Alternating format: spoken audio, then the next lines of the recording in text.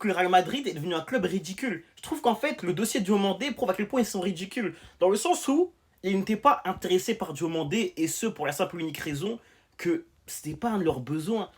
Recruter un énième ailier principalement gauche n'est pas un besoin pour le Real Madrid. On le sait, il le sait, vous le savez, les Madridiens le savent, tout le monde le sait. Ce n'est pas un besoin pour eux. Davantage, j'ai l'impression que le Real est sur ce dossier, car c'est un peu la sensation du moment de ce mercato Diomandé, qui se fait courtiser par tous les gros clubs.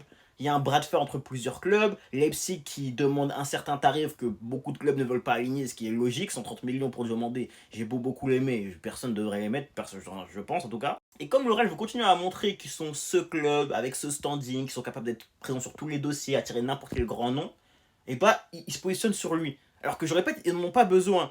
Et avec Olysée, lorsqu'il y a eu les premières rumeurs de départ d'Olysée, ça a été la même chose. Sur Alvarez, ça a été la même chose. Ils ont fait pareil avec Konaté, vous avez fini par le signer, mais franchement, au final, qui voulait vraiment de Konaté? Plus grand monde, je pense. Je crois que récemment, Upamecano, il y a eu des rumeurs au niveau du Real, lorsqu'il y a eu des rumeurs sur les autres clubs. Début de mercato, Vitinha, Neves, la même chose. Et franchement, ça m'étonnerait même pas que pour Kroupi ou Barcola, il y ait bientôt des rumeurs. En fait, j'ai l'impression que le Real, ils en sont arrivés au point de ne même plus chercher à être sportivement une grande équipe, mais plutôt être en fait raisonné de par son nom. En fait, on dirait le PSG d'il y a quelques années. Ils sont devenus le PSG d'il y a quelques années, littéralement.